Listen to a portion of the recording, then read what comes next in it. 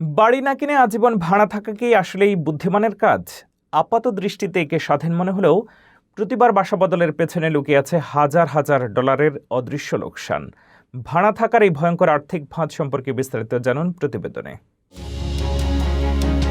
নিজের একটি বাড়ি কেনার চেয়ে মাসের পর মাস ভাড়া বাড়িতে থাকাকে অনেকে বেশি সুবিধাজনক ও স্বাধীন মনে করেন। 1 বছরের চুক্তি শেষ হলেই যে কোনো সময় অন্য কোথাও চলে যাওয়ার এই সুযোগ বা ফ্লেক্সিবিলিটি ভাড়াটিয়াদের অন্যতম বড় আকর্ষণ। কিন্তু আপনি কি জানেন, আপাত দৃষ্টিতে লাভজনক মনে হওয়া এই স্বাধীনতাই আসলে আপনার পকেট খালি করছে? সাম্প্রতিক এক গবেষণায় দেখা গেছে, ঘন ঘন বাসা বদল করার কারণে ভাড়াটিয়ারা অজান্তেই এক বিশাল আর্থিক লোকসানের শিকার হচ্ছেন।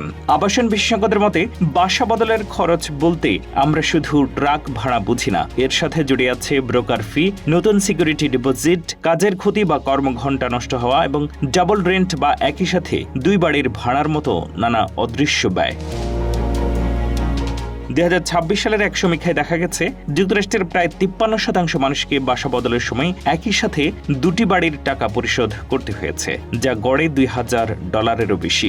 যদি কেউ প্রতি বছরে একবার বাসা বদল করেন, তবে 1 দশকে তার শুধু এই ট্রানজিশন বাবদ খরচ হয় হাজার হাজার ডলার, যা দিয়ে অনায়াসে একটি নতুন বাড়ির ডাউন পেমেন্ট দেওয়া সম্ভব। এছাড়া বাড়িওয়ালারাও প্রতিবার নতুন ভাড়াটিয়া তোলার খরচ তুলতে ভাড়ার হার বাড়িয়ে দেন। বিশেষজ্ঞদের মতে, বাড়ি কেনার ক্ষেত্রে শুরুতে বড় অঙ্কের ক্লোজিং কস্ট থাকলেও তা দিতে হয় মাত্র একবার। অন্যদিকে ভাড়াটিয়ারা বারবার বাসা বদলে এক ধরনের মুভিং সাবস্ক্রিপশন বা অদৃশ্য চক্রে আটকে যান। তাই পরবর্তী ভাড়ার চুক্তিতে সই করার আগেই হিসেব করে দেখুন, এই সাময়িক স্বাধীনতার জন্য দীর্ঘমেয়াদে আপনি কত বড় মূল্য চুকাচ্ছেন।